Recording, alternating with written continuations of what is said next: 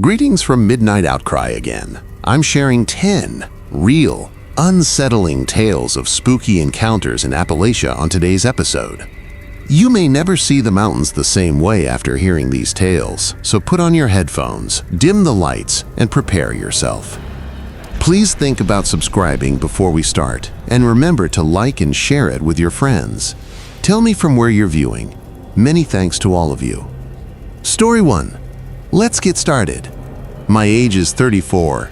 It was a long weekend for me. I assumed I would head to the mountains, camp for a while, trek for a while, and let my mind to relax. Silence, the trees, and me. That sounded ideal. I chose this hike after reading about it on a hiking forum, Ridgeway Loop.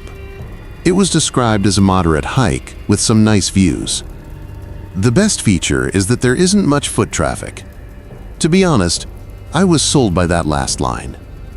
I had no desire to engage in small talk with folks wearing shorts that whisked away sweat. I spent 5 hours driving after throwing my belongings in the back of my old Jeep before dawn. Eventually, it was just me and the undulating green hills that resembled waves as the towns grew smaller and the roads became more narrow. As I drove farther in, I could almost feel the tension leaving my shoulders. The parking area was deserted when I arrived at the trailhead. No more automobiles in view. I'm usually not a fan of complete seclusion because, well, serial killers. However, it felt like a present that day. After parking, I stretched, looked over my map, and put on my pack. The air struck me first, crisp, chilly, and as if no one had ever inhaled it before. I wasn't thinking about work for the first time in months. I was only thinking about how wonderful it felt to be outside. It was easy for the first several miles. The path meandered between these towering, upright trees, their trunks supporting the sky like pillars. Old leaves crunched on the soft ground, reminding you that you were in the wild, but not so much that you felt like an intruder. By midday, I discovered a small creek with water so clean it appeared to be artificial. I saw that as a cue to camp out. I set up the tent, used my camp stove to boil some noodles, and sat on a flat rock to eat. Water running over stones was the only sound. No voices, no cars, no incessant computer hum. Simply be silent. It's the kind of silence that leaves you wondering why you live the way you do. I built a little fire that night and gazed at it till the stars continued to flash. It was easy and pleasant, as if life had returned to a level that I could manage. I crawled into my tent, zipped the flap, and let the silence engulf me until my eyes began to sag. I got up early in the morning. The stinging bite of the air made you feel alive. I opted to trek farther up the slope in search of one of those vistas that the map spoke about, so I packed a light day pack with some water and snacks. My legs were having a hard time, but the climb was steeper than I had anticipated. I had a pleasant heat in my lungs. I also temporarily lost sight of the reason I had come out there in the first place, until the path markers vanished, that is. I initially thought I had simply missed one. Not a huge deal. I took a few steps back and looked around the woods for that fiery orange flame. Nothing. I gave a shrug. Trails never truly end, do they? I trusted the dirt route because it was still clear and worn beneath my boots. It became strange at that point. Initially, I noticed the rope dangling from a tree branch, resembling an ancient, depressing noose. It didn't look right. The tattered rope had a charred appearance, as if it had been burned. As though someone had lit a light there and then left, the branch above it was charred in this flawless circle. Who does that? Who burns one branch and leaves the rope? I asked myself as I remained there looking at it for far too long. I continued to move, but more slowly now. Then came bones, as pale as chalk, strewn all over the soil. Only fragments of a skeleton. It appeared to be a rib, a femur-like structure, but it was excessively long and thin in an unnatural fashion. My gut told me no, but my intellect responded, "Dear." The stillness changed after that. No longer did it feel serene. I had the impression that something heavy was pressing against my ears. My footsteps didn't sound right either. They seemed out of place because they were too loud and piercing. I told myself enough at that point. You've witnessed a lot. It's time to return. I turned around and saw that everything behind me had changed. It was a steeper slope. The trees were nearer, crowded as if they were boxing me while leaning in. I was unable to make out the rope, the bones, or anything recognizable. Then, I heard it. Not an animal, not footsteps. Breathing, drawing air like syrup, breathing slowly and deliberately. Then came the ragged, moist exhalation, like if it were scratching against something raw inside. I went cold. All the muscles tensed. This time, it got closer. Then, another thing. A murmur. I didn't know the words, only shattered sounds. As if someone were attempting and failing to mimic human speech. I felt chilled. All of my instincts told me to run, but I was immobile. Not until the third sound reached my ears. Like a giant moving its weight against a tree, wood creaks. I ran. Branches snapped into my face and slapped my arms, but I didn't mind. My lungs were burning. Even when my legs pleaded with me to stop, I persisted. I was no longer even sure if I was on a trail. I simply continued to move, dashing through the brush, my pulse pounding as if it were desperate to get out. Then blue, my campground, my tarp. With trembling hands, I snatched up my pack and ignored the tent as I staggered into the clearing, failed to extinguish the fire. As if the forest were bursting at the seams behind me, I simply swung the straps over my shoulders and sprinted downhill. Then, I made the error of turning around. Something stood between two trees up the ridge. It was tall, too tall. The branches almost touched its head. Its arms appeared to have been improperly stretched, as they hung long and thin past its knees. It was cocked like a dog hearing something it doesn't comprehend, with skin the color of damp bark and a head slanted at an angle no neck should permit. Then it opened its mouth. My name was said in a voice that sounded broken, dragged over teeth, and distorted into something nearly human. There was no growl or roar. After that, I don't recall much. Only green flashes, the hammering in my skull as I raced, and the taste of blood in my mouth from biting my tongue. I continued till I was spit out onto a gravel road by the trees. I was practically delirious by the time I staggered inside the ranger station. They informed me that I had strayed 7 miles from any designated path. Inquired whether I had ever seen bears. I simply gave a head shake. I didn't tell them what I observed. Lacked the necessary wording. I climbed into my Jeep and drove till I could barely see those mountains in the back. Story 2. It happened while I was hiking a secluded section of the path in southern West Virginia. For weeks, I had been organizing the trip. That was what I needed. Around 9 in the morning, I parked at the trailhead. The cool air hit like a wake-up call, and the sky was blue. It was easy for the first couple miles. Large expanses of open space through the woods, with gentle slopes. Birds chatting as if they were sharing rumors. I recall thinking, this is perfect. As if I had chosen the ideal location to temporarily vanish. I passed this antique fire tower in the early afternoon. Completely useless, corroded, and shattered, like something abandoned after the end of the world. In the treen, its metal frame protruded. I also considered climbing it just for the scenery, for some reason. I didn't. It felt strange, as if the entire thing would collapse on top of me if I touched it. So I continued to walk. I became aware of the footsteps at that point. It didn't register at first. All day, the trail had been deserted. Where I started, there were no parked automobiles. There were no hikers in sight, so I stopped when I saw them. After rain, the water must have drawn them to this soft spot of mud. At first glance, they appeared to be boot prints, but when I knelt down, I felt sick to my stomach. The heel was too little.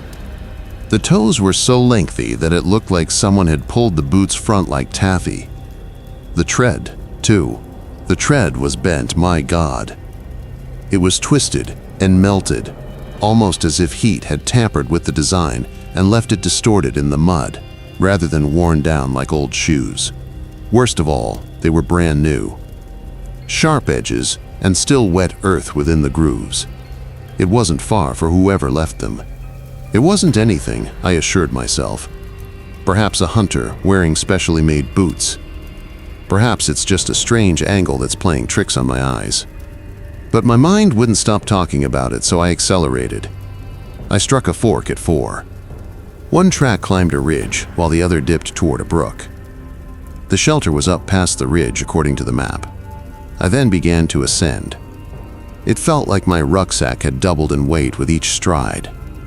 It became quieter the higher I went. Just the crunch of my boots and the rhythm of my own heartbeat beating beneath my ribs. No birds, no wind. I stopped dead in my tracks halfway up. The footprints had returned. They were ahead of me this time, buried deep in the muck like something heavier had stepped on, but otherwise, they had the same twisted shape, strangely small heel and stretched toe. I tried to make sense of it by following them around a little. Then, in the midst of the route, they simply came to a stop. There were no rocks to tread on or other trails heading off. It was as if something or someone had walked 10 feet ahead of me before vanishing. I merely stared for far too long, waiting for my mind to provide an answer. When I eventually arrived at the ridge, the light was rapidly fading, and all I could think was, things don't just vanish. In this clearing was the shelter. Old and weathered, yet sturdy, the roof is still in place. Large wooden sleeping platform, a ring of charred fire in front. No other people in sight. I should feel better after that.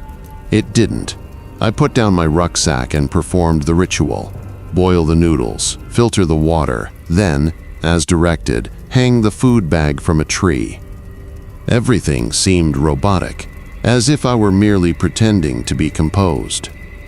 Night had engulfed the entire area by the time I climbed into my sleeping bag. I must have slept off since the sound suddenly reached me. It was sluggish, dragging, and soft, like something grazing the shelter's exterior wall. I went cold. Instinctively, my breathing became shallow, as if I might become invisible. Whatever it was, it moved slowly around the shelter. I could sense the timber underneath me trembling. The sound shifted as it reached the rear wall. A sharp hollow bursts, resembling the uneven rhythm of 2 stones clattering together.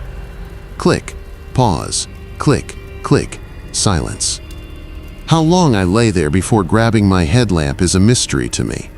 At first, I was unable to press the switch since my hands were shaking so much. I swept the beam across the clearing when it eventually broke through the darkness. I caught a glimpse of it at the very edge of the light at that moment.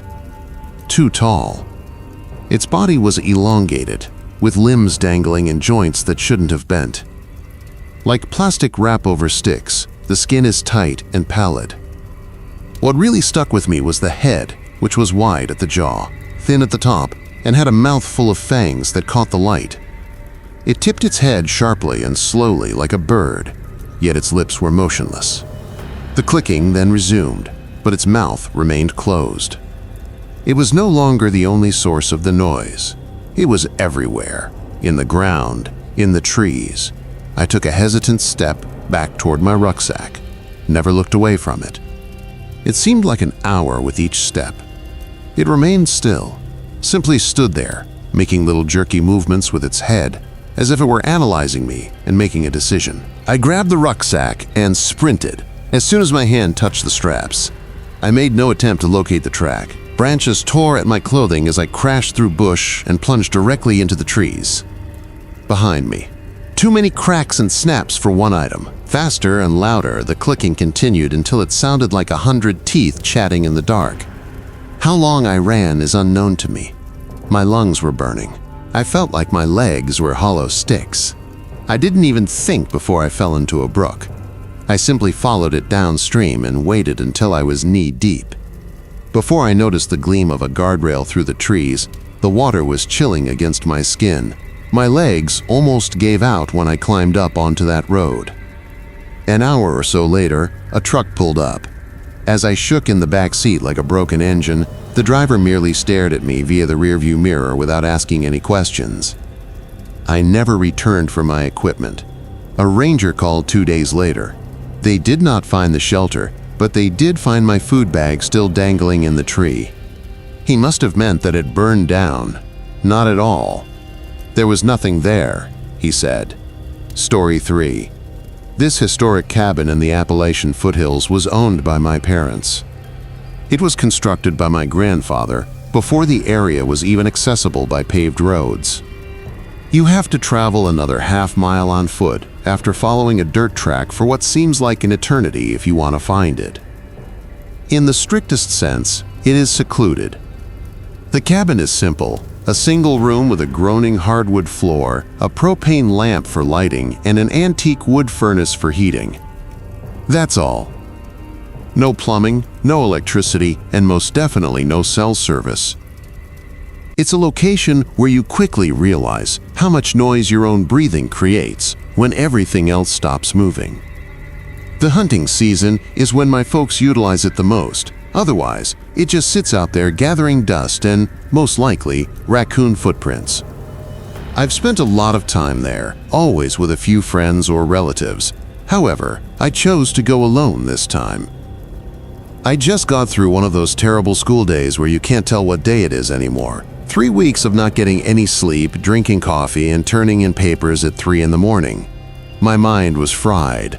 I didn't want to see or hear any more screens or notifications. The cabin is ideal for quiet, which is all I wanted. I parked near the end of the track on Friday afternoon. You can't drive all the way unless you wish for your car's suspension to die. I hiked in after slinging my pack over my shoulder. About 5 minutes into the hike, you realize how much crap you packed. I felt a surge of peace when I eventually made out the cabin through the trees. It's like going completely off the grid. The first night was excellent. I read by lantern until my eyes felt like sandpaper, cooked something simple. Basically, a can of chili poured in a pot, and kindled a fire. I locked up, secured the door with a deadbolt, and double-checked the windows at midnight. Out here, that's a habit. When 100 miles of pitch-black woodland surrounds you, you double-check everything. After that, I collapsed in the ancient bed that had been there for longer than I had lived. Something wasn't right the following morning. The feeling that grabbed me as soon as I opened my eyes wasn't a sound or a smell. It took me a while to notice. The door was not locked. I realize now that I locked that door. Deadbolt, not simply locked. Before turning in for the night, I recall checking the knob. You don't half-ass that out here. The bolt was, in fact, flung back. I tried to talk sense into my head. Perhaps I forgot, because I was exhausted. I might not have turned it all the way. I thought that made sense. But like a pebble in my shoe, the thought lingered in my mind all day. I told myself to stop by the evening, cooked, cleaned, and spent some time sitting on the small porch. You can't think clearly because of how calm it is outside. Every squirrel has a bear-like voice. Each snap of the twig seems intimate. Additionally, unlike in the city, it doesn't fade after the sun sets. It simply falls. The world turns black all of a sudden. I heard it at about 11 o'clock while I was inside, half asleep and rocking softly in this old rocker by the heater. A creature entered the porch. Slow, substantial steps, not light ones. Every board groaned for a long time, as if it didn't want to bear the weight. I went cold. My gaze immediately went to the door. There was silence as the boards creaked once again. Not even a breath left my body. My heart was thumping loudly, giving me the sensation that it was in my throat. I waited for 10, 20, or perhaps a minute. Nothing. Trying not to make a sound, I finally groped for the gun in the corner and slipped to the window. Everything appears warped, since the glass is ancient and wavy. There were only shadows and shapes in the yard. It was either a bear or a deer, I told myself. It made sense. However, my hands continued to shake. I pushed a chair under the handle, double-checked the door, and locked it once more. Do you sleep? Ignore it. The cabin felt like every creak was exaggerated. The sound of every pop coming from the burner seemed like footsteps. My eyes opened again at about 3 in the morning, and something wasn't right. It took me a moment to understand why. Light. The far wall was gliding with this soft glimmer, nor my lantern, nor firelight. It came from the outside. With a parched throat, I gently sat up and went to the window. Something was in the yard. I initially believed that fatigue was causing my brain to short-circuit. Then it moved, though. A tall figure. Incorrectly tall, thin, as if someone had stretched a scarecrow in this broken, almost delicate fashion. It simply stood there, with its head cocked back as if it were taking a whiff of the air. Under the moon, its skin, or whatever it was, had the same gray tone as the trees. Then, as if its joints weren't fitting properly, it pivoted slowly and jerkily until it was facing the cabin and me. Its eyes were struck by the moon, followed by two faint metallic glints. I was unable to move or breathe. My fingers hurt from digging into the window frame's wood. It didn't have a human gait. It slid forward as if its legs weren't bent properly. With my hands shaking so much that I could hardly hold the gun level and pointed at the window, I yanked it up. However, it didn't get any closer. It did nothing but observe. Then, as if it had never been there, it turned and disappeared back into the trees. I stared at that window until daybreak while holding a firearm in my lap. Outside, every noise seemed like a count. I went outside as soon as it was light outside.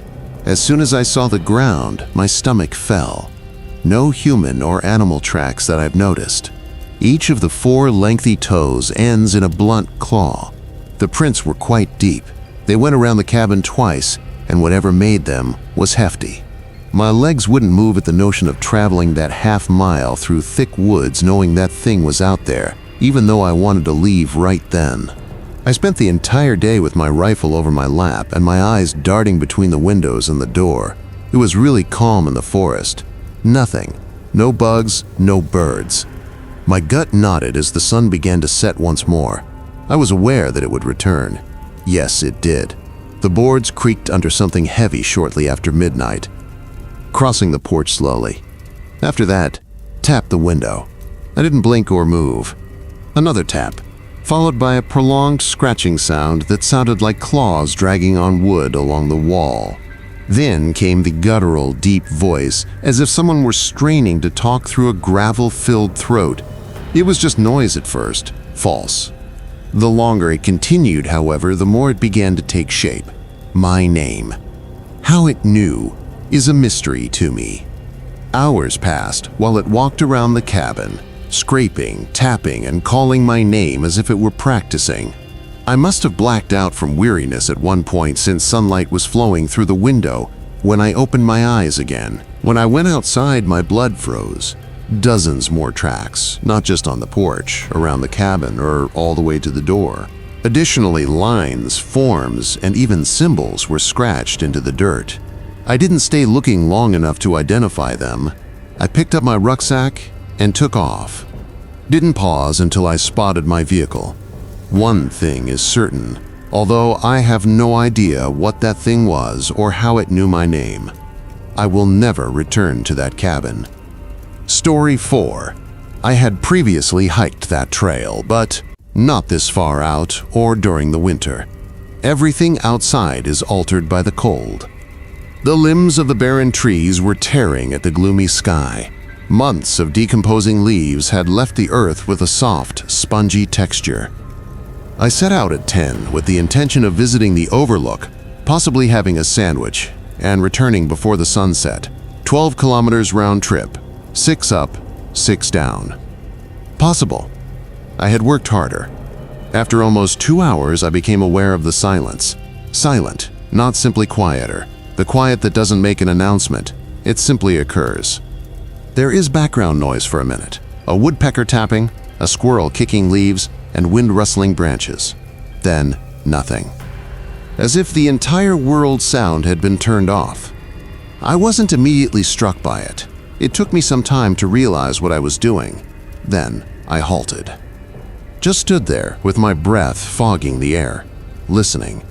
Not even the sound of trees shifting in the distance, nor any birds or breeze.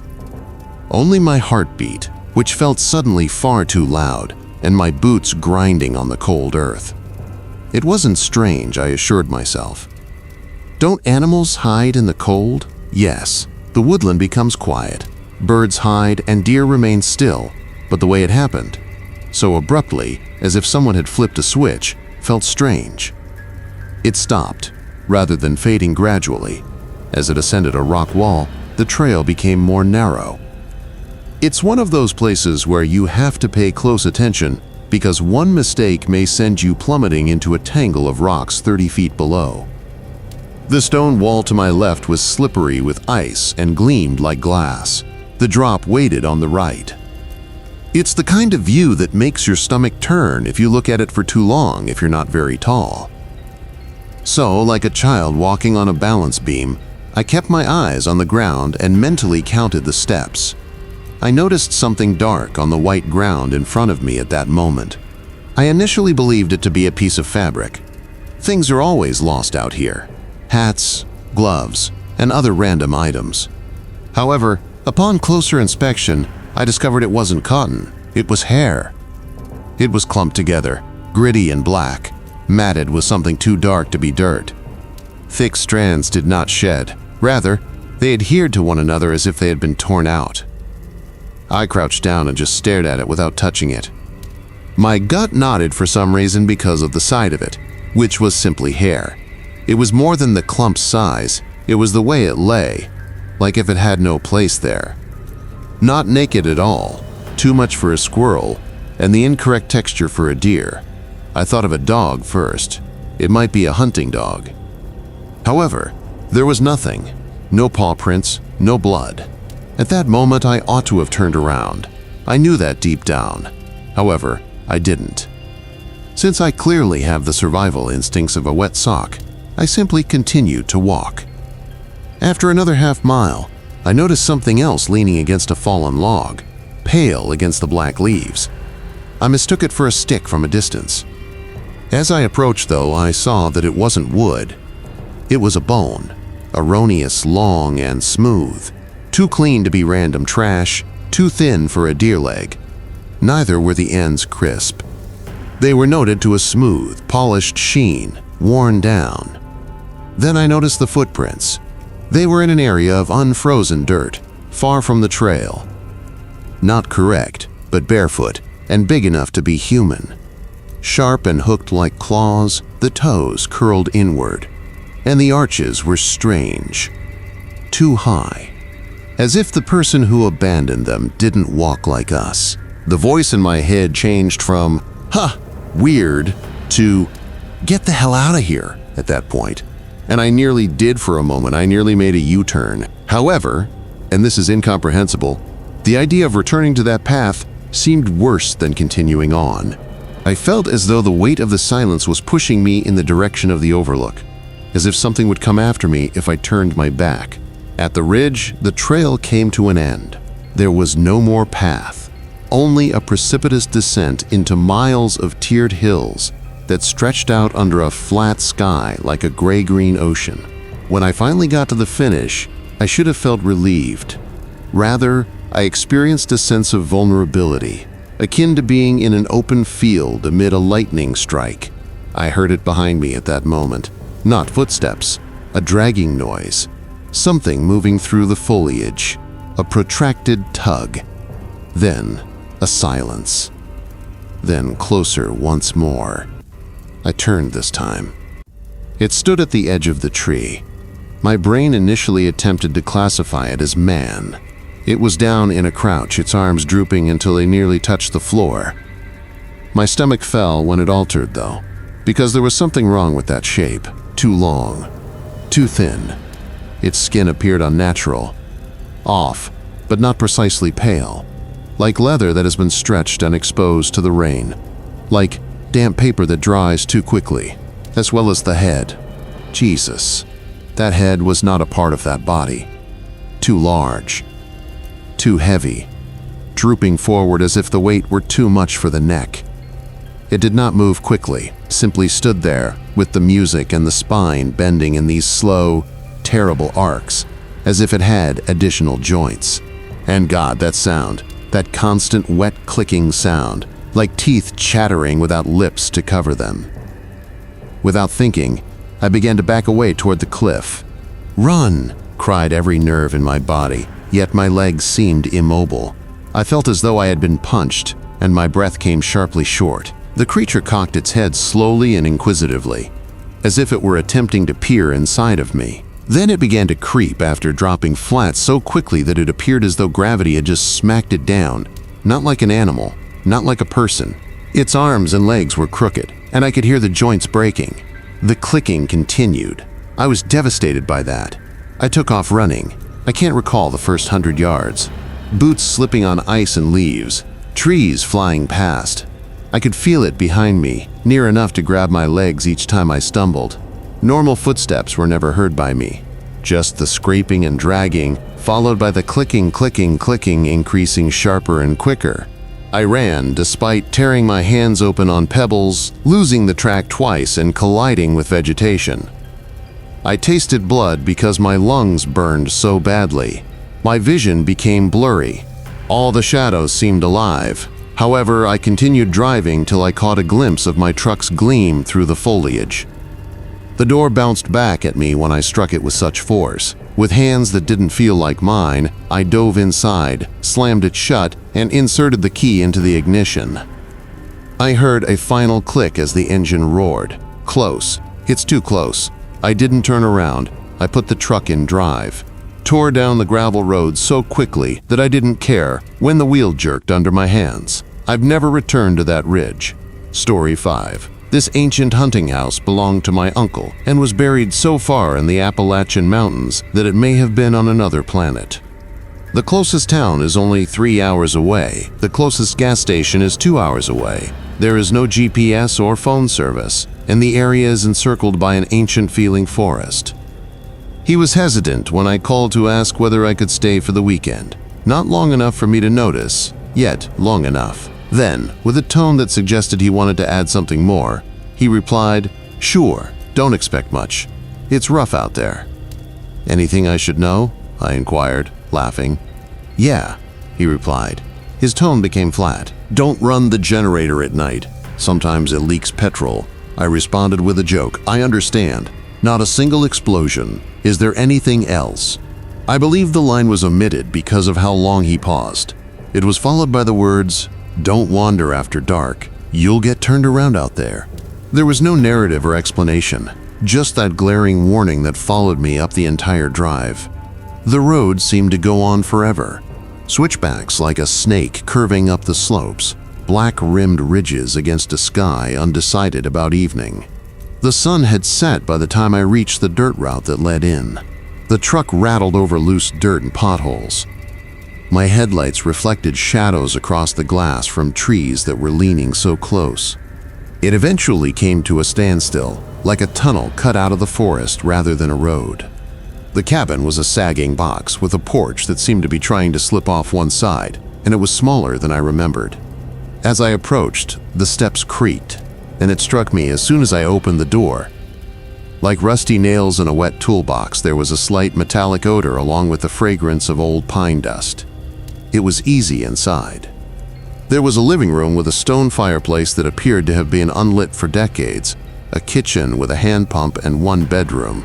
The room was so heavy with silence that it nearly seemed heavy. After dumping my stuff, I quickly prepared a dinner on the propane stove and sat outside till the light went out. Darkness doesn't approach slowly out there, it simply smacks down. The ridges were silhouettes one moment. The following time they vanished, to be replaced by black, which engulfed everything. I put my sleeping bag on the couch, turned out the lights, and shut the door. It was so silent that I spent some time just staring at the ceiling and listening to my own humming. Sleep did not stay. I would nod off and then wake up, my heart pounding as if it had heard something before me. It might have been nerves. The aged wood might have been popping, until I heard the scratch. I convinced myself that each time. It was just loud enough to wake me from a half-slumber. A gradual drag, as if something were gliding against the exterior wall. Every muscle locked as I froze. My mind was filled with excuses. A raccoon, a tree branch, the wind. anything that made sense. Strange noises can be heard in the forest. I was on the verge of believing it until it happened again. This time, longer. Scratch, hold on, scratch. Not at random, as if someone were tracing a finger. Slow, methodical. With my bare feet slapping against chilly planks, I crawled out of the sleeping bag. Leaning against the wall was the hatchet I had used earlier. My hand reached for it instinctively, as if my body made the decision before my mind did. I stared at the door while holding it so tightly that my knuckles hurt. Then it returned, closer this time, passing directly in front of the kitchen window. I wish I could unhear the sound that goes with it. Like something enjoying the feel of the wood, a long, wet breath was drawn slowly against it. One thing cried out from every instinct. Keep quiet. I slipped into the kitchen. Every creak sounds like a gunshot in the silence. As the board sighs beneath my feet, my fingers landed on the curtain's edge. I removed a small portion of it. Not enough to see anything. Only black on black. In the mirror, my own pale face. Then there were shadows on top of shadows. The kind that makes your eyes want to form shapes. Still, I'm positive that something changed. Just the impression of something moving, not a whole figure. The scraping ceased, as if the night itself had moved closer. So much silence fell that it nearly rang. Then, heavy, sluggish footsteps. I backed off and walked around the cabin, trying to breathe deeply. The hatch was raised. The steps grew dimmer. First soft, then gone. A minute went by. 2, 5. All you could hear was the ancient wood moaning, as if it were holding its breath. After that, I didn't even attempt to sleep, up until the first smear of gray touched the windows. I sat on the floor with my back against the couch, hatchet across my knees, and my eyes on that door. I went outside at last when the light was bright enough to see. The air made my lungs keen, and the yard was slippery with dew. I noticed them at that point. Not paws, not boots, but tracks. From the porch into the trees in a straight line. They're all deep enough to contain water. The soil was split in two, as if it were gouged by hooked blades. God help me, I followed them. I have to be aware. After navigating between pines and bushes for perhaps 30 to 40 yards, they came to a stop. The trail came to an abrupt end. There was a sudden halt in the middle of nowhere, with no branches breaking or leaves being disturbed. Something inside of me was broken by whatever caused them to walk out of existence. I flung the luggage into the truck bed after spinning, running back, and packing so quickly that I hardly recalled zipping it. The engine sounded almost alive as it roared, as if it wanted to assist me in getting out. The gravel and twists of the road back were a blur. I assured myself that I was all right. It was over, I told myself. I held on to that until I saw it at the final bend before the freeway. It was crouching low at the treen, watching me leave. Its pale skin was stretched so thinly over misaligned bones that it looked as if it had been constructed from a crumpled plan that someone had attempted to smooth back out. Its hands were like ropes of wet sinew, dragging furrows in the soil with arms that were too long, and God is its head. As I sped by, that head tilted slowly and my jaw kept gaping wider and wider until I thought it would break in two. I continued, didn't turn around. Story 6. I've spent my whole life in the Blue Ridge foothills. It's outside. Before you even know the main roadway, you learn the back roads. It's simply how things are. The mountains have their own laws, my father used to remind me. I never gave that much attention until the night I discovered the ridge could wish to keep me. He replied, "The ridges will keep secrets if you know how to look for them." It was just before dusk on a March Sunday.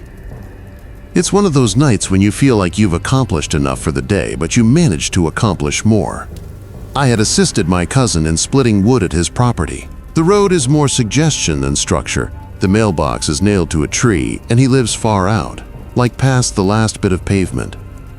From there, you can take a logging trail that snakes through the forest for about 20 meters before returning to the town. I can't remember how many times I've taken it. The ride isn't exactly smooth. It saves you a good half hour, but there are a lot of ruts and areas where you have to cross the ditch.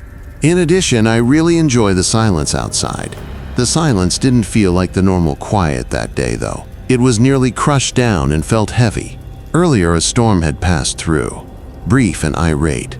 There was a sudden downpour and a lot of wind. Everything was gloomy and wet now. Everything seems to be washed out. No insects, no birds, just the slapping and sucking sound of my tires as I slid through the mud. I struck a tree at 6 miles in. I believe it was a poplar, a large one. It stretched across the railroad as if it had been intentionally placed there. On one side, the roots were ripped out and clawed up at the sky. I turned off the engine, got out, and went around to try to move it. Then I came to a complete stop. Instead of being damaged or tattered as it had scraped along the ground, the entire underside of the trunk was stripped bare of bark, as smooth as if it had just been shaved. Additionally, something had gnawed through the roots, nor splintered, nor broken, chewed. Like hooks, deep grooves fold in on themselves. If you were foolish enough to attempt, they would be large enough for you to slide your fingers inside. It was illogical, too strange for a bear, and too large for a beaver. The back of my neck began to prickle the longer I stared. I picked up my phone and headed back to the vehicle, intending to call my cousin to bring his saw. Not even a flicker, no bars. I sat in the taxi, clutching the wheel, and went over my alternatives. Try to move a tree that seemed to weigh more than my truck, or backtrack 20 meters in the waning light. Both sounded awful. I heard it at that point. A metal scrape on a stone. From under the truck, not from the woods. I felt every muscle in my body contract. I was still holding the keys. I still hadn't turned on the engine. I opened the door slowly, squatted down, and peered underneath. Nothing. Only leaves and muck adhered to the frame. I released a breath that I had been suppressing without realizing it. Most likely a shifting rock. Perhaps it was my imagination. Shepsy. After getting up and wiping the muck from my jeans, I noticed it. Motion among the trees. Nothing I knew, not even a deer. It was too low to the ground, too pale, and it glided quickly, almost like a piece of paper, across the floor. Even though I barely had a glimpse before it vanished into the night, it was enough to make my stomach turn. Without thinking, I got back in the truck and slammed the lockdown. I could hear the pounding of my heart in my ears. It was now very silent in the woods. No wind, no branch drop, nothing. The scraping then returned. This time, not beneath the truck, on the bed. Long, slow drags on metal like claws. My breath hazed the rear window as I gazed through it. There was nothing but my mirror and dark trees. I convinced myself that the storm had made me tense and that I was only dreaming. The tailgate then smashed. It took a single, powerful blow, as if it had been dropped from above. The entire truck lurched ahead. I didn't consider it. I held my breath. The engine roared to life as I turned and pushed the key in. I blew it away. The tires caught after spinning in the mud. Then, I was in the air. Mirrors are being whipped by branches, spitting mud all over the place. I made the error of gazing in the mirror half a mile later. It was there. No longer crawling, running in the center of the track. Right and wrong. It had hunched shoulders like shattered wings. It sprinted with arms so long they almost scraped the earth. Its mouth swung too widely, as if it weren't properly attached, and its head hung forward. It had white skin. The eyes were two black holes that sucked up everything, and it was so white that it nearly gleamed. I blew it away. I didn't ease up until the wood split and the tire struck asphalt, even though the truck almost clipped a tree with its fishtailing. I drove 10 miles without stopping. When I did, I was shaking so much that I had trouble turning off the key. I made my way to the rear. The tailgate was hunched over. A fingernail might be caught by the curling arcs of deep grooves that ran along the metal. I went directly to my cousins and filled them in on everything. The following week, I sold the truck and stopped using the logging route. Story 7. I have 6 years of experience inspecting power lines. That means spending a lot of time in areas where you can go for hours without seeing anyone else, taking lengthy trips, and drinking coffee in parking lots at petrol stations. It's difficult to convey the depth of the situation if you haven't been out here in the Appalachian. Until the roads become scars that fade into brush, it seems as though the mountains are engulfing everything. In certain places, your GPS stops working before you've even reached the first turn, and you're left on your own after that. The world simply condenses into rock, mud, and trees that lean in as if they're sick of letting you pass. I received a report about an outage up on Mill Branch Ridge last October. You won't find it labeled on any map, and no one outside the locals even calls it that. Everyone in the area is aware of Mill Branch, even though it doesn't officially exist. However, they don't discuss it much. They frequently do so in passing, as if to warn you of potholes or even meth labs, such as, "Don't drive that way after dark." They seem to know something that they can't quite express, though, because of the sharpness in their voice. After a storm passed through, dispatch informed me that the line went dead. Most likely a tree limb or blown insulator crossed the wires. Simple things. In order to beat the fog, I loaded the vehicle, double-checked my equipment, and rolled out before daylight. It wasn't a horrible first hour. There are paved county roads, a few petrol stations with neon signs that flash, and the typical stray dogs who consider chasing a utility truck to be the best part of their day. However, the farther I traveled, the more empty it became. The last house I passed had a ghost story-like appearance, perched on stilts above a sluggish-looking brook 2 floors high. There were blacked-out windows, no curtains, and no life. The mailbox appeared to be bowing in defeat because it was hunched forward so much. After then, everything simply stopped, and the gravel began.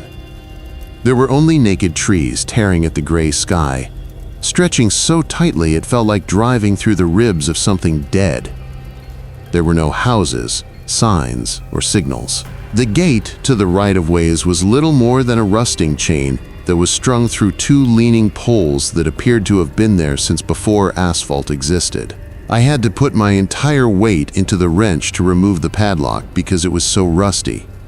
Before you leave the main route, you are required by company requirements to log the time, place, and conditions.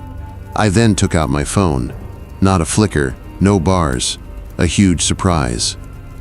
In any case, I drove in. The ruts had become pits of mud after the storm, and tires skidded on them. The truck was just a little bit broader than the cut line. The undergrowth seemed to try to obliterate the trail behind me, closing up on both sides. The only noise was the groaning of the engine and the fingernail-like scrape of branches against the mirrors.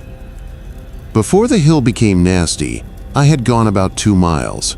The slope was steep enough that it seemed like an excellent way to wind up on my roof. After parking on a level area, I put on my vest and began using the scope to stroll pole to pole. The first couple were good. There were no scorch marks, no dangling hardware, and sturdy crossarms. To be honest, it didn't even appear that much had been damaged by the storm. However, things started to seem off when I had to pull 117. The earth was dark, not just damp, not like saturated dirt, which is dark brown. This precise circle surrounded the base, where black oil had leaked out and seeped into the ground. It was sleek and weighty, like if it had weight, and it glistened even in that flat brightness. It sank into the dirt, as if the earth had decayed from the inside out. It didn't pull or run off, and there was something pallid in the center.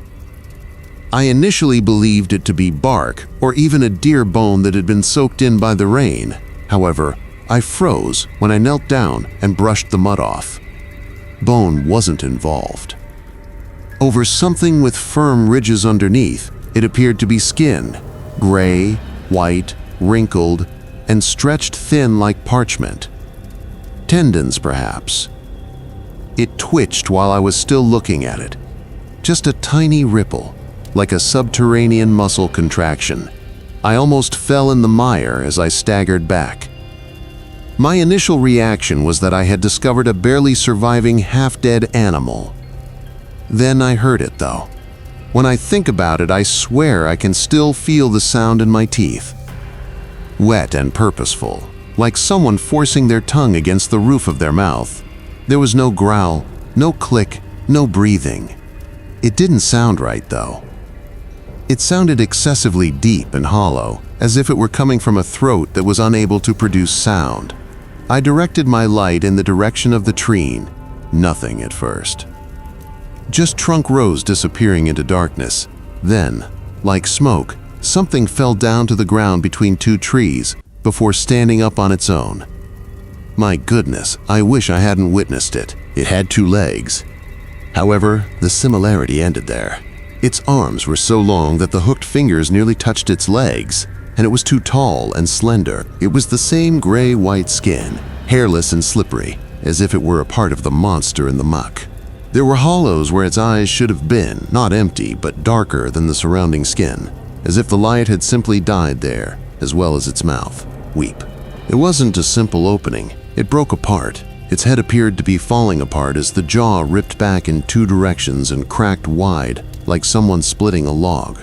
With every nerve urging me to turn and run, I began backing up, slowly at first, then more quickly. However, my mind was also focused on maintaining the light. My boots were covered in that greasy film as the black sludge sucked at them. That's when the odor struck, sweet and metallic, with enough acerbic edge to scrape the back of my throat.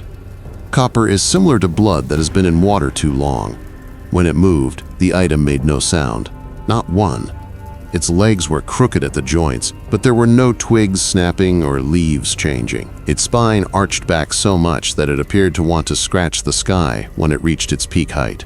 I slammed my hip against the truck door, fumbled the keys foolishly, dropped them once, and just managed to get them in the ignition due to my shaking fingers. Like a gunshot, the sound of the engine roaring broke the stillness. I saw it again at that point. With its head tilted and its mouth opening and closing in those silent gulps, it was now standing at the edge of the clearing. I hit the gas. Tires shrieking, mud spat up like shrapnel. For the first 100 yards, I didn't even look at my reflection. I wished I hadn't when I eventually did. It was no longer running on all fours upright. Joints jerked in bursts that closed the distance far too quickly, folding and unfolding like a spider. It wasn't falling far behind, but it wasn't moving quickly enough to catch me. It didn't even blink as mud smacked across its body. Then it stopped as I reached the final turn before the gate, stood on the track, slowly and curiously, as if it were learning me by heart, bending like a question mark, tipping its head one way and then the other. I swear those hollows were still scorching through me when the trees finally swallowed it. It wasn't until I touched pavement 20 minutes later that my breathing improved. The taxi smelt like the copper-delicious stink had seeped into the seats, and my boots were still slippery from the black sludge. The outage was marked as resolved by me. I kept what I observed to myself. They would chuckle if I did. They might even send me back out with a safety person breathing down my neck, which would be worse. Pole 117 is still on my path, though, and because I am aware of what I observed, I switch shifts whenever I am assigned to that sector. Story 8. At around 7 o'clock that evening, my duty at the ranger station came to an end. Hikers enjoy extending daylight in the summer, so I had lingered late previously, but the paths had been deserted for hours. I simply stood around rearranging papers while feigning to be at work. In all honesty, I didn't want to return home. Way out in the hollow sat a leased cabin that served as home. Like it's a praise when people say that a place is tranquil. For miles, nothing but trees engulfed everything. No neighbors, no traffic. I figured I'd try my luck the first month. Quiet, lots of space, and affordable rent. However, after the third month, the quiet no longer felt like silence. The woods seemed to be listening to it. I chose to cut down the ancient service road that runs along the ridge before descending into the valley that night, rather than returning via the paved path. Nowadays, hardly anyone uses it. The use of logging trucks was discontinued years ago. There were blind turns, gravel that made your tires vibrate, and a lengthy, uneven route. The drive took 20 more minutes as a result. I didn't give a damn. All I wanted was some time to calm myself before I pulled into that cabin once more. By the time I touched the gravel, the sun was disappeared. Through the darkness, my headlights carved a thin tunnel, catching glimpses of briars tangled like wire in pale tree trunks. Occasionally, a cicada would emerge from someplace in the dark, buzzing loudly, and then abruptly stop as if someone had flipped a switch. Every time, the abrupt silence was abrupt enough to agitate me for no apparent reason. After 10 minutes or so, I noticed something on the other side of the road. I initially believed it to be a deer. It occurs frequently. They collapse in the road, get clipped by a truck, stagger off, and freeze in headlights. But it made less sense the closer I looked. The shape wasn't appropriate. With their legs spread out or tucked in, deer are sturdy in the middle. It looked as though someone had pulled it from both ends because it was long and narrow. I was unaware that my stomach had been constricted. About 20 feet away, I came to a gentle stop.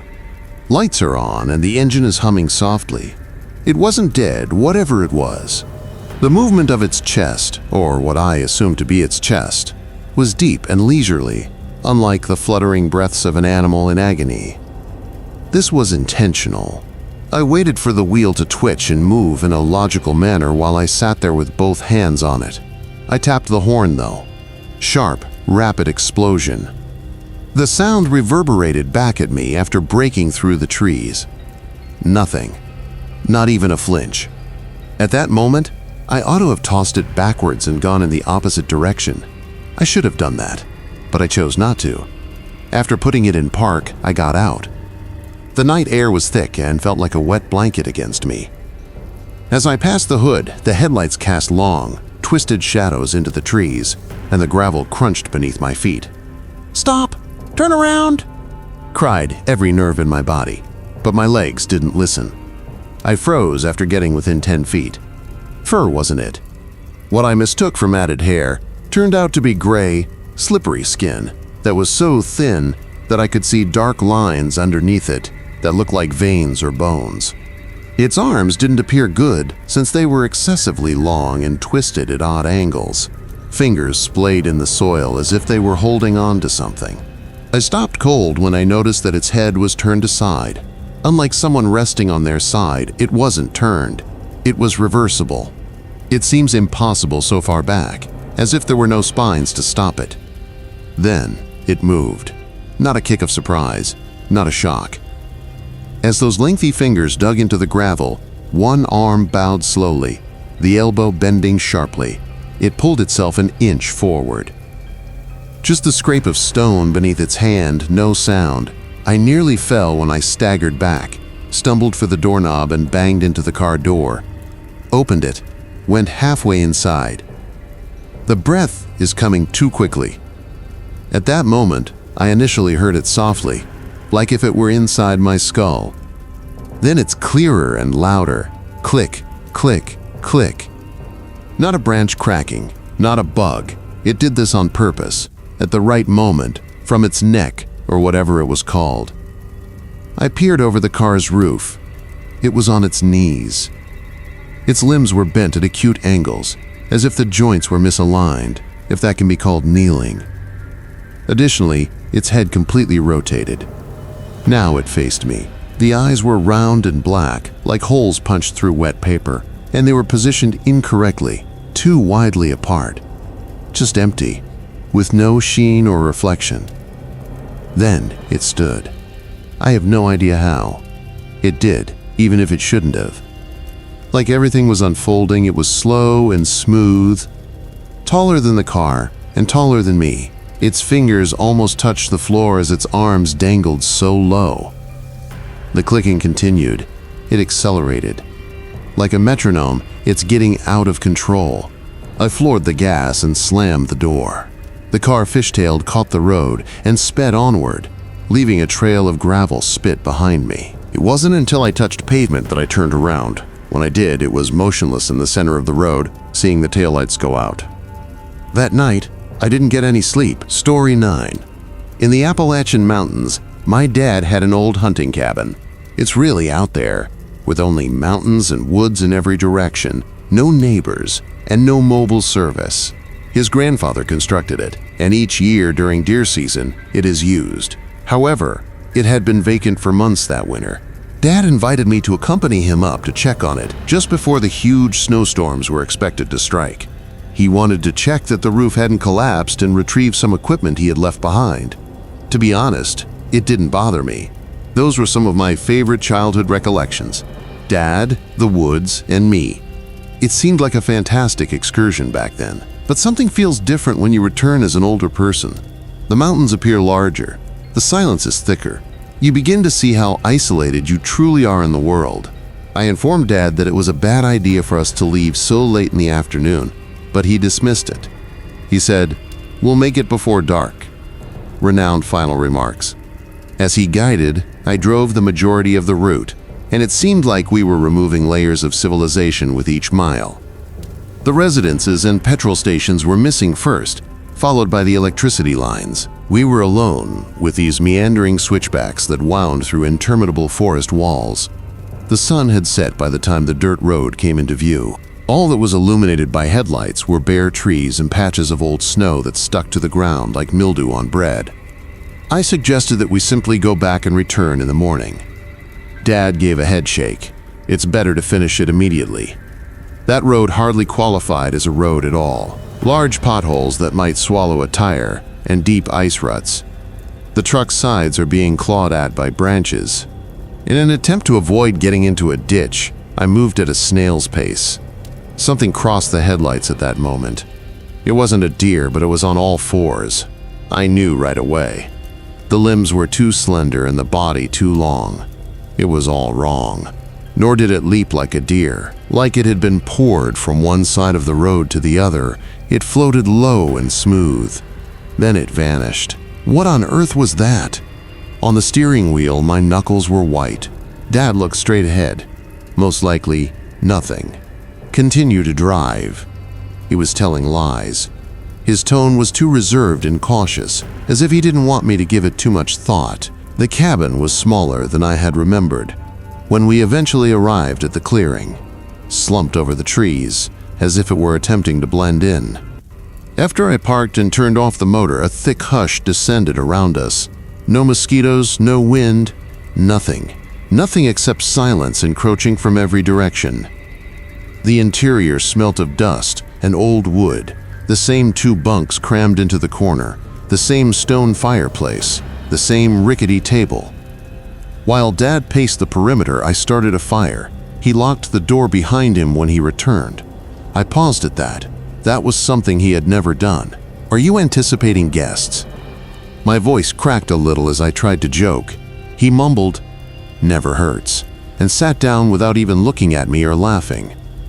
In almost complete quiet, we ate canned chili. My spoon clinking against the bowl and the fire exploding were the only sounds audible.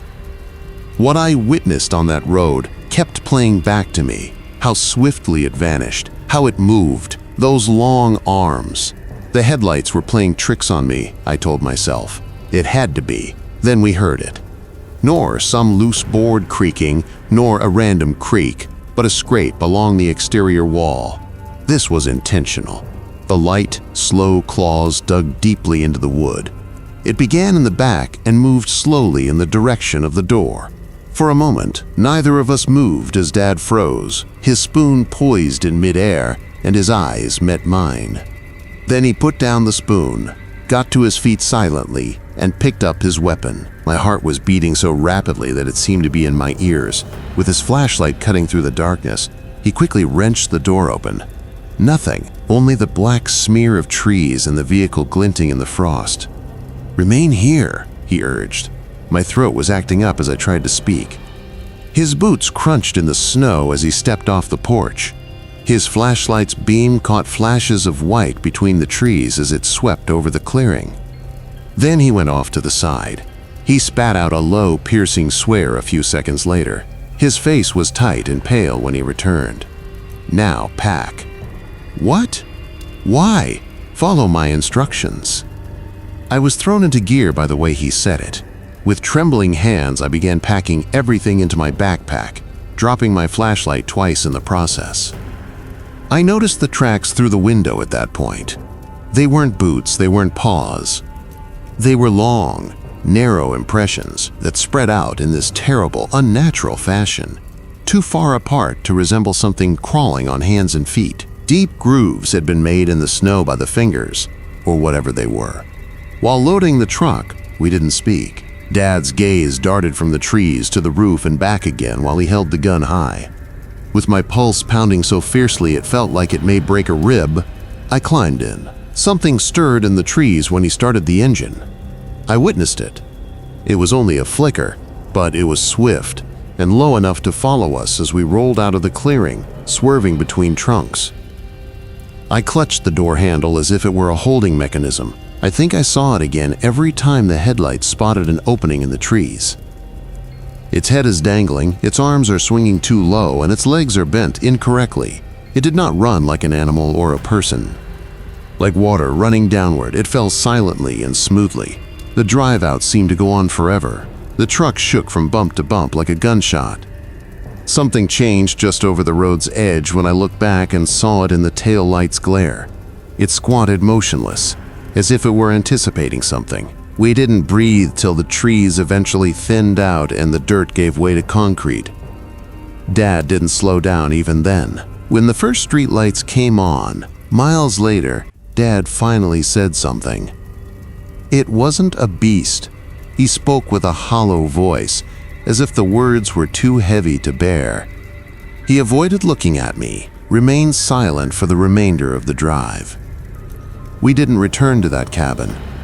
Story 10. I was returning to western Kentucky by car from a Virginia construction site in the late afternoon. Long week, long day.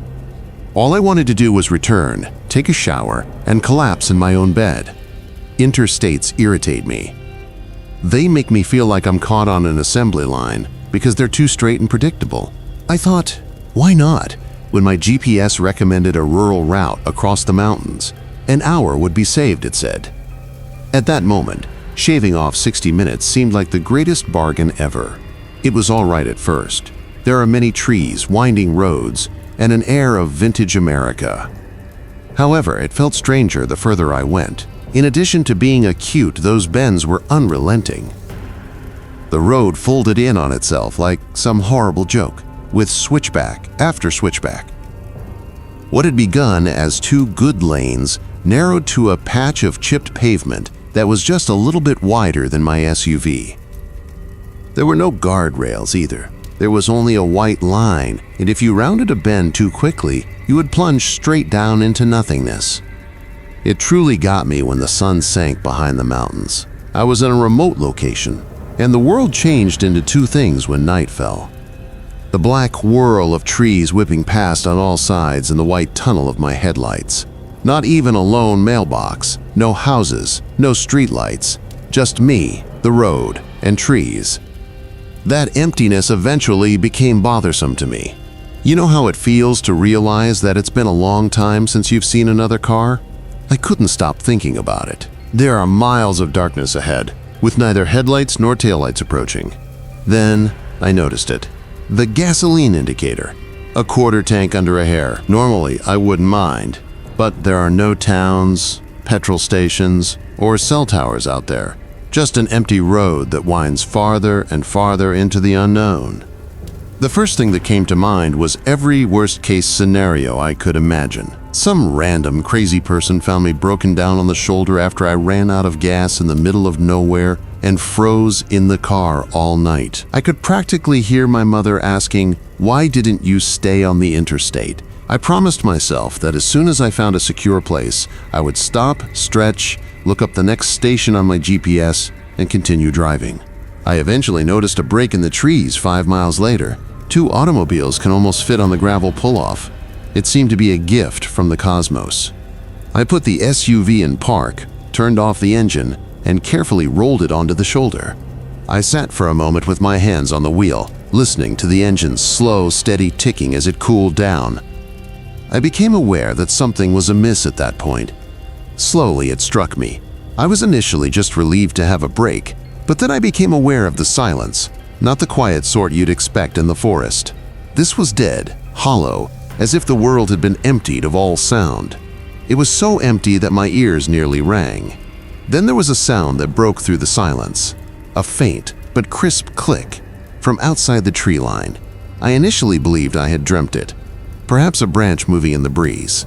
Then it happened once more. Click. Slow. Uneven. Not the wind. Not foliage. It sounded purposeful, similar to tapping. Taps, too harsh and too soft to be footsteps. It resembled a dog's claws on a wooden floor, but it seemed to be off, as if the person or thing creating it wasn't quite sure how to move its legs. Slowly, as if that would make a difference, I opened the door and went outside. In the silence, my boots crunched the gravel as loudly as a gunshot. I tried to appear unconcerned as I stretched, but my muscles felt rigid and locked. There was still that clicking noise. Same area, same rhythm. There was another thing now. Inhaling. I believe it was breathing, at least. Like someone enjoying the air, they take long, slow breaths and release them quickly. I held my breath to hear it more clearly because it was so faint. Yes, inhaling. My mind really went into overdrive at that point. Coyotes, bears, and humans. The hardest impact was the last one. Someone is out here, standing just past the tree line, making that strange clicking sound and breathing heavily. My stomach did not growl at the thought. I told myself to disregard it, look at the map, and go on. To get my phone from the dash, I leaned inside the SUV. No figures, no bars. I swiveled to regain control of the vehicle. I saw him at that point, eyes not sparkling but collecting just enough light for my dome lamp to gleam like two dull pennies in the dark. At first, they were too low for a human to reach, but gradually they rose.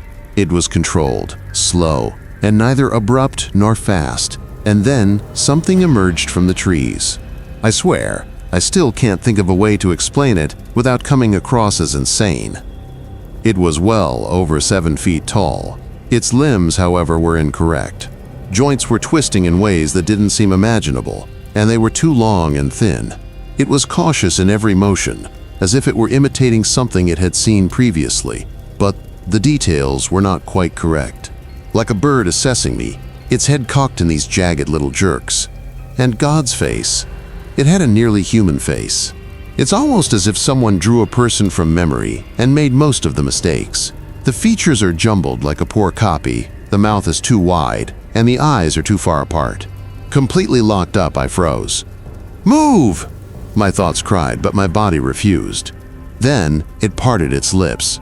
It was not speaking for itself. My voice, just like mine, was utilized. Same pitch, same tone, and it said the single word, "Run." I can't even recall choosing. My body simply shifted. I crashed my shoulder into the car's frame when I jumped in so quickly. My keys fell to the floor mat after slipping out of my grasp. The clicking sound began again as I fumbled for them. I'm circling the SUV faster now. On both sides, I could hear it scratching against the gravel, too quickly. For something that large, it's too smooth. I prayed fervently as I pushed the key into the ignition. The motor roared. I floored it after slamming the gear shift into drive. I quickly swerved back onto the road, tires splattering gravel. For a brief moment, I caught a glimpse of creature standing in the pull-off, head cocked, arms dangling like splintered twigs, watching me go. I didn't slow down. I didn't turn around. My foot remained on the gas as if my life depended on it, and my hands were fused to the wheel. With tires squealing at every bend, I navigated those curves like a crazy person. Maybe 40 miles later, I finally spotted the glow of a diner sign, and I slammed in so hard that I almost clipped a garbage can. I parked and just sat there, grasping the wheel, shivering so bad my fingers hurt. I remained there for 20 minutes, staring at the deserted road behind me, without going inside or placing an order for dinner.